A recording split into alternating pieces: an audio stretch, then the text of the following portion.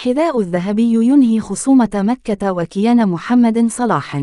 اعرف التفاصيل. كشف محمد صلاح نجم منتخب مصر ونادي ليفربول الإنجليزي عن واقعة طريفة تعرض لها عقب عودته إلى المنزل بعد تتويجه بجائزة أفضل لاعب في الدوري الإنجليزي الممتاز البريمير ليج عن موسم 2024 إلى 2025، وذلك من جانب رابطة اللاعبين المحترفين. قال محمد صلاح في مقطع فيديو نشره نادي ليفربول عبر حسابه الرسمي بمنصة إكس: عندما عدت إلى المنزل ابنتي الكبيرة أخذت الجائزة ووضعتها في غرفتها، ثم بدأت ابنتي الصغيرة بالبكاء فأعطيتها الحذاء الذهبي وأخبرتها أن هذا الحذاء المفضل لديوستر محمد صلاح قائد منتخب مصر ونادى ليفربول اسمه بحروف من ذهب فسجلات التاريخ، بعدما أضاف جائزة جديدة إلى دولاب الجوائز الفردية التي توج بها منذ انضمامه لصفوف ليفربول الإنجليز خلال فترة الانتقالات الصيفية لعام 2017 قادما من روما الإيطالة.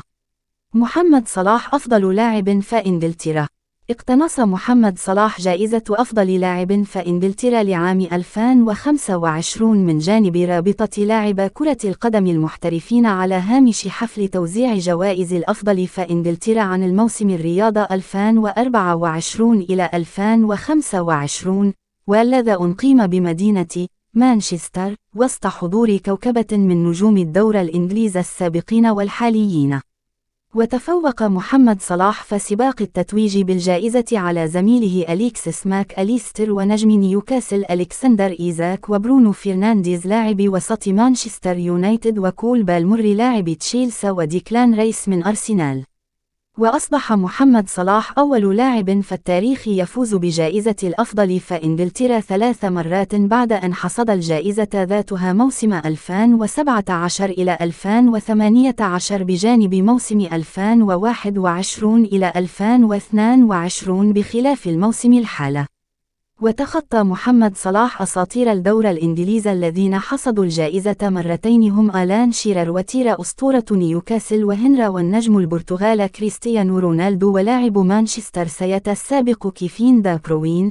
كما تعد هذا الجائزة الخامسة التي يحصدها محمد صلاح هذا الموسم، بعدما حصد النجم المصري جائزة الحذاء الذهب لكونه هداف الدوري الإنجليزي بجانب جائزة أفضل صانع للأهداف. وتوج محمد صلاح بجائزة أفضل لاعب في الدوري الإنجليزي المقدمة من جانب رابطة البريمير ليج، بينما حصل النجم المصري أيضا على جائزة أفضل لاعب من رابطة